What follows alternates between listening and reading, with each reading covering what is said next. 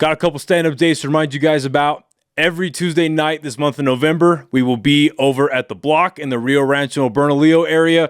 Show starts at 8, ends at 9:30. It's been an amazing venue so far. Kick-ass shows. Come out and see it. All of them are hosted by my boy, AJ De Leon. And then at the end of the month, on the 22nd at 8 p.m., we're doing another show at Safe House in downtown Albuquerque. Now let's get into the podcast. But aside from the obvious, like just with the schooling that you've gone through, what do you make of like what's going on down there? In terms of, you know, how long, like how long do you, let's start with an easy one, I guess. How long do you think we're going to be hearing about this, about these storms? I think for a while, especially with how back-to-back they hit. I mean, Florida gets hit by hurricanes so incredibly often that it's almost laughable to them out there, where I remember I was in college and they got hit by 3 hurricanes, I believe, in 1 year. And I had friends who were from Florida and none of their families evacuated.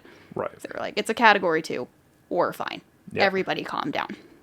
But they haven't had the chance to fully recover from Hurricane Helene yet. And now they're getting slammed by Hurricane Milton. And the issue with Hurricane Milton is how quickly it became category 5. And then it dropped down to a category 4. And now it's back to a category 5, a whole 48 hours before models predicted it was going to be. Okay. So it's gaining traction a lot faster than it should be. And so for people that don't really understand this, including myself, I don't read a lot about weather. So from category 1 to category, what's the max? So it's all wind speeds.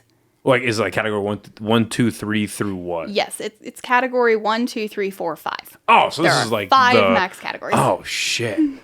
Fuck. Okay. So a category 1 hurricane requires wind speeds of, I believe, 74 sustained winds of 74 miles per hour or greater. If it's less than 74 miles per hour, it's a tropical storm, which is how we get to category 1. I believe by category 5, we're talking sustained winds of more than 120 miles per hour. Which is really strong. Yeah, that's an issue. But the biggest threats that most of the time come from hurricanes aren't even the winds, it's the storm surge. Meaning? So storm surge are the waves that pick up on beaches. And with hurricanes like Hurricane Milton, we could be seeing 50-foot storm surge, which is waves reaching 50 feet. So what's, again, I'm asking very basic questions because of where I'm at intellectually and also just the audience in general. What separates that? Because when you think, I guess, when people like me that aren't very engaged with this kind of stuff, when we think about giant waves like that, we think about tsunamis. Mm-hmm. So what's separating that from a tsunami? Is it just because a tsunami is an earthquake happening in the ocean and that's what's triggering it? Or like what's... There's also a difference so obviously a tsunami is triggered by an earthquake. The wave pulls out and then it goes back in one almost just flush. Okay. Storm surge can be continuous. So it's not just one 50-foot wave of storm surge, it's several. Yeah. Fuck. Which is how you see houses in like Miami or during Hurricane Sandy in like Long Beach Island, New York. Houses like physically crumpling. Right. Off of properties because those waves just constantly beating into the side of them. It's really devastating, and infrastructure just isn't built for things like that. There are things you can do to help the infrastructure. One instance would be slanting roofs. If you slant the roof towards the ocean, so when the water comes up, it can slide right off. That helps, but not every house is built that way. And so if the roof is slanted the opposite way, there's no way for the water to go. It just goes in. Right, and I would also imagine with winds being that high and water being that, the waves being that tall, it takes out the side of the house like that, right? I would imagine. It's in very a lot devastating. of cases. In a lot of cases. How common are these kind of hurricanes? Where it's a category 5 so soon? Not even like, I don't even go that far because I'd imagine that a category 5 right after, because what category was Helene? Helene, I believe it was it a 2 or 3? 3 or 4? So don't quote me on that. So, but it wasn't a 5. So let's say, I don't believe so. Let's say it was a 3, right? So say it was a 3. What, How common is it that a 5 follows that? And then how common is a 5 in general? So stronger hurricanes are happening more and more frequently, and that's because hurricanes need two primary things, excuse me, I can speak English. They need warmth and they need moisture. So warm moisture coming from the Gulf of Mexico, for example, is going to provide a very strong hurricane. That moisture, specifically the warm moisture, is their fuel. It's their power source, which is also why when hurricanes pass over land, they decrease in strength. Which is what was strange about Helene, because that one traveled all the way through like to the Great Lakes or some shit, right? Yeah, it tracked instead of, I think the track was supposed to go out up the East Atlantic coast, and instead it curled inwards. And it like traveled north until the next body of water, right? Yeah. Which is unheard of, I'm assuming. So I mean, a little bit. I mean, sometimes you get superstorms that are just like, right. But it's rare for a hurricane to keep its strength for that long when it doesn't have access to a warm body of water. So, again, just from your personal knowledge, what do you think caused that? The maintaining of strength and the ability for it to carry all the way through the country. Not obviously, like just up, right? Yeah. It could have been a couple of things. In meteorology, we have something called CAPE, which is convective available potential energy. And that is essentially just another fuel source. It's how much energy exists in the atmosphere. And it could have tapped into some really extreme CAPE. It also could have been hovering over a maritime tropical air mass, which is a warm, moist air mass that could have settled itself over the United States.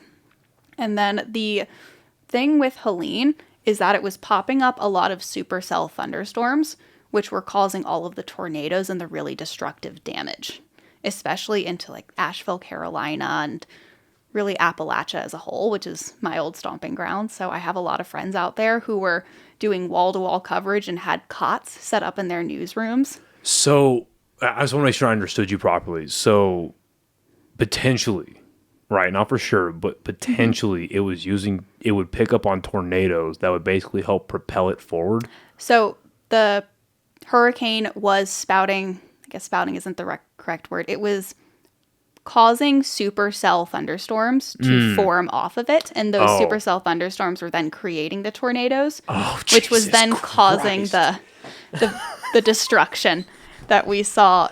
Hurricanes they're a beast. I am not going to lie. They can cause a lot of damage in ways that you would not expect. I had no idea that hurricanes can spawn tornadoes. That is incredible. What the fuck, So a little bit of a meteorology breakdown. So a supercell thunderstorm is effectively just a severe thunderstorm. And what separates it from a normal thunderstorm is its rotating updraft. So air goes up into a cloud. And sometimes in supercells, that air is rotating when it goes up into a cloud. And if wind shear is favorable, so what happens, wind shear is effectively how winds change with height. This is turning into a mini science lesson. No. Feel free to stop me. No. It's too boring. All the information you want to give. This is exactly what this is for. We can say that, we'll say that the wind speeds at the surface, like wind gusts, are 20 miles per hour. As we go up in the atmosphere, for a supercell, we want them to get stronger. So we'll say that at the surface, they're 20, and then at maybe an upper level, they're 50. So they increase with height. And as they're increasing with height, imagine like little arrows. So there's like an arrow here, and then there's a longer arrow and a longer arrow and a longer arrow. That is pushing the cloud to the side. And that is sustaining the updraft, because there's an updraft in a cloud and there's a downdraft. And if the two are right on top of each other, the cloud dies. The storm dies. And so when you have that updraft that's rotating and the cloud is pushed over, it separates the updraft from the downdraft. And that allows the thunderstorm to continue its lifespan. And now when you get that separation and that really nice wind shear, and you combine that with a low cloud base, so the lower the cloud is to the ground, and a couple of other things like some really nice available CAPE, no cap, which is another meteorology term. Cap is just effectively the layer of the atmosphere you have to break through to access the cape or the energy. So it's a barrier. Right. And if you can get all of that, then a tornado can form. And the important thing is to have that separation between the updraft and the downdraft, because it's going to form in the region. I'm making a diagram with my hands that nobody but me understands. So we have the updraft and the downdraft. And then the tornado is going to form near those two regions, which is why it's important to have them separate so they're not just on top of each other and die. Right. No, that makes sense. It creates a literal vacuum. Yeah. And then when the tornado first forms, it's technically just a funnel cloud. And it only becomes a tornado when it physically touches the ground. Right. And tornadoes are a bit of a pain in the butt for some meteorologists because we primarily rely on radars and surface observations. And I remember I was on the evening shift for the weekend a couple of weeks ago, and there was a tornado in Klein's Corner, I believe. And I got sent a lovely video from a viewer. Just to like kind of pause you for a second, because when you hear tornado, because one of the big, there's not a lot of them, but one of the big perks of living in New Mexico is we don't really have natural disasters. Mm-hmm. We really don't. It's a perk. You know what I mean? And I don't know how real this is. As a kid, I was taught it's because we were surrounded by mountains, but we don't have earthquakes. We don't have tornadoes. We do have earthquakes. Well, like massive ones, you know what I mean? Like devastating earthquakes that, like, you know what I mean? Yeah, not the way that California has I'm interested to hear what kind of earthquakes we do have. I don't even know what we did, but we don't have these like massive, like devastating type of earthquakes. And then we don't get tornadoes. We're not close enough to a body of water to get hurricanes. We used to get decent snow. But so then whenever you hear like, yeah, we had a tornado in New Mexico, it's like, okay, what was the wind just real fast? So like what type of tornado was going on in Klein's Corners? Just to kind of paint a picture, because there's a lot of New Mexicans who are going to hear you say, oh yeah, okay, we got a fucking tornado. Sure. But like what can you describe like what happened and what you got sent to? Yeah, absolutely. So a couple of weeks ago, we were in the midst of severe thunderstorms. Right. Don't know if everyone remembers, we had all those severe thunderstorm warnings. We had the wind advisories, flood advisories, whole 9 yards. I was so happy, by the way. Like, I've become a big fan of rain leaving the military, because being caught in the rain fucking sucks. But, and this is a very selfish thought, and I tell it to my friends, like, yeah, it's kind of selfish, but same. They all agree. It's like, you know what? Sometimes I hate my fucking job, but I pay the rent, I have a vehicle, and whenever there's rain, I'm like, all right, that's why I go to work. That's why I haven't quit. That, amongst the other things, like food's pretty important, but it's like I can sit in my room when it's pouring rain outside. The walls are going to cave in on me. They're sealed up decently, and I can just crack a book open, get a little stoned, and just enjoy my night. You know what I mean? So, and listening to the pitter patter, it's like nice. a white noise machine. It's beautiful. I got, so me and my roommate that you met earlier, we had to run up to Colorado this past weekend. For not the best reasons. We had to run to Colorado, and I remember we were staying in this hotel, and I turned on the air conditioner, and the best fucking white noise machine ever invented. But there was a period of time, it reminded me, there was a period of time earlier this year where I was like cycling through YouTube and I was sleeping and just putting on these white noise things that lasted 10 hours, and one of them was 10 hours of hotel air conditioner. And I just clocked that up to 10 and just knocked the fuck out. That's great. I love that. It's better than orca noises, I think. Orca noises? Because I don't like the orca noises. Exactly. I have no idea how people go to sleep hearing like, I don't understand that. You know what I mean? I just lost half the viewership right there by fucking screeching into a microphone, which is crazy. But anyway, so we had the massive thunderstorms, pretty bad wind. So then was it a real tornado, or was it like a... It was later confirmed to be a tornado. But when I got sent the video from a viewer, I didn't know if it was a tornado or not, because there was a hill blocking the ground. So I could not see if it was physically touching the ground or not. And I had a bunch of producers asking, is it a tornado? Is it a funnel cloud? I was trying to remember the term, but funnel cloud is what you hear a lot. And funnel cloud is that spiraling cloud that comes off from the main cloud base, but it doesn't touch the ground. Right. And so another fun fact about tornadoes is we rank them based on how much destruction they cause. Right. And so this tornado that was in Klein's Corner was ranked an EF undetermined because it didn't cause any destruction, which is incredibly good. We don't necessarily want it to cause destruction, but then we don't know how strong it was. Right. We just know that it happened, and as a meteorologist, I think it's cool, especially when no one gets hurt. I feel that it's safe for me to go, wow, that was awesome. Yeah. I feel a bit of a jerk when people get hurt or something, and I'm like, it was a really cool weather event. Ooh. I mean, you can walk and chew gum at the same time. You can acknowledge something is dope, and then also acknowledge the devastation it can cause. Yeah.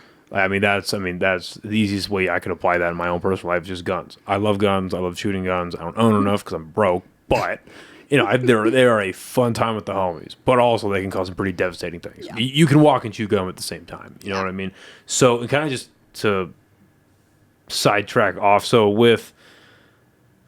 are there any in the limited time that you've been here in New Mexico? I don't know if you would have an answer to this, but like, is there any indications of like we could be getting like, because you hear about tornadoes every now and again, but they're not really that big here. Are there any indications to like weather change or whatever it is that, we could potentially see some minor level but real tornadoes in New Mexico? Is that a thing? Yeah, so there is, at least when I was at Virginia Tech, we were given almost a tornado checklist of criteria that we had to meet, or criteria that is most favorable for a tornado. The reason we don't see a whole lot in New Mexico is because, one, tornadoes need moisture. We are lacking in that category. We have fucking none. So thank God. Okay. Because tornadoes originate from supercell thunderstorms, and to form a supercell, you need moisture. Right. Other things that are important for tornadoes is wind shear. So at least 20 mile per hour at the surface level, more as it increases. And you want, one, wind shear to be increasing with height. And you also want backed wind at the surface.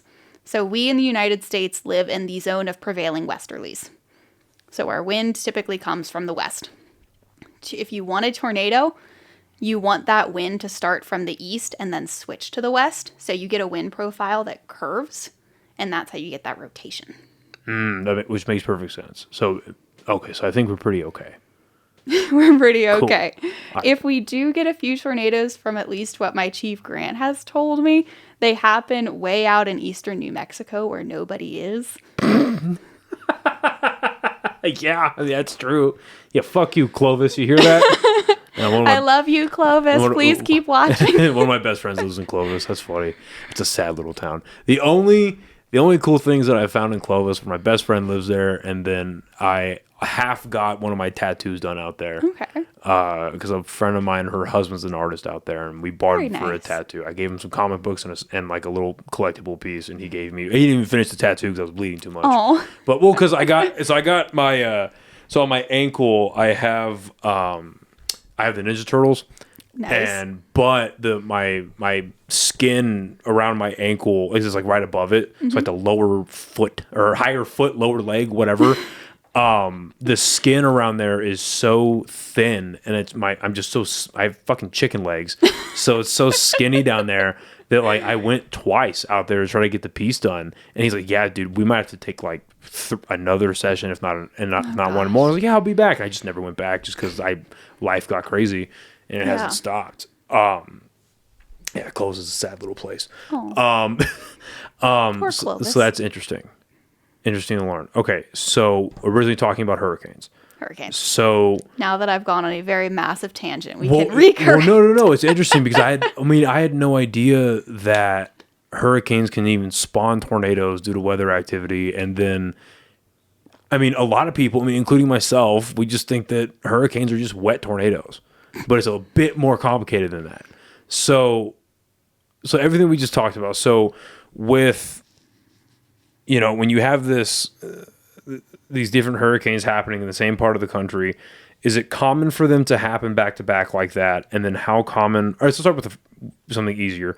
How common are Category 5s in the first place? And then how common is it that a category 5 follows, let's say, a category 3, for argument's sake? So category 5s are becoming more and more common, and that's just because the oceans are warming. The warmer the ocean, the stronger the hurricane, is a pretty generalized assumption to make. And then how often it would be that a category 5 directly follows a category 3, I don't know if I have an answer to that, but I would assume it's rare that they happen this close back to back. I mean, hurricanes can happen back to back. We've seen that before. That's not necessarily the most uncommon part. But to have two incredibly destructive hurricanes back to back, it's becoming more common, but it's still erring on the rarer side, at least in my opinion. Right. I mean, and that makes sense. And even if you hadn't told me this before we started shooting, I have no interest in getting the political side of this. I think politicizing the weather is fucking stupid. I think it's absolutely it's a little weird. Well, it's like if you have listen, as long as the sources are trustworthy, numbers don't know how to lie. Numbers are numbers, data is data. So I think politicizing something like climate change is stupid. And then coming from a stupid person, I hate it even more because I don't understand climate change on its face. Now when you add politics to it, which I do understand, it somehow makes it worse. So a common denominator that I'm seeing in what you're explaining is warmth. And you hear a lot of, and at the base of the climate change argument is that the earth is getting warmer. Global warming is a real thing that it's happening, that is happening. So again, removing the politics from it, just strictly knowledge that you have. Is this well, first of all, let's zoom out. How do you even define, outside of just saying the climate's changing, how do you define climate change? By what metrics would you look at to say yeah, that's a climate change related thing? Or if you're explaining to a fifth grader, what is climate change? So we can access climate records going back hundreds of millions of years. That's the amazing thing about climate science is you can pull an ice core from Antarctica or from the Arctic and discover what was the temperatures, what did the atmosphere look like back then, because we can pull what types of gases were in the atmosphere just based on dust particles and things of that nature. And so when we look at those climate records, as I'll call them, we can see that on average, the Earth is warming. We know that. And we also know that we are long overdue for our next ice age. So we should be cooling off, but instead we're warming up. And because of that warmth, we see the Gulf of Mexico and the Atlantic Ocean, which are warmer bodies of water, keeping their warmth longer and getting warmer sooner. And that's leading to hurricane season becoming more elongated and also hurricanes becoming a little bit stronger. Right. That makes sense. So then would that be, in my brain, that's the natural counter argument to, because a lot of people, so I hear the two arguments, again, removing politics, which is the two combating arguments are well, things are getting warm and it's not stopping. We should be worried. And then the other argument is, well, the earth goes through cycles.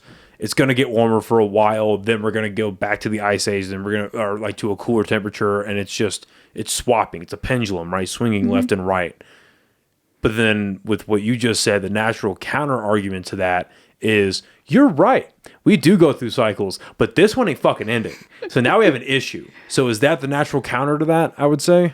I would say that they are correct. The Earth does swing through cycles. We have ice ages, and then we have periods of really warm places, and that's where we got, I'm really into history documentaries, so Titanoboa. I don't know if you've heard of that. I have no fuck. See, most of the history, all of the history documentaries that I watch are surrounding World War II and military type history. So no, feel free to explain. Yeah. So Titanoboa is effectively just a really, really big boa constrictor. And back when, I couldn't even tell you, probably a couple 100 million years ago. I'm going to look this up. When the Earth was a lot warmer than it was now, it allowed for amphibian species like frogs and reptiles like snakes to get absolutely massive because they had that warm environment. It's a Godzilla character. What the fuck? And so continue. Yep. And so the Earth does pendulum swing. You know, in our ice ages, we had the woolly mammoths and the saber-toothed tigers. In the warm stages, we had Titanovo. If you want to know what I do in my free time, it's watch documentaries on things like this. That's that's dope.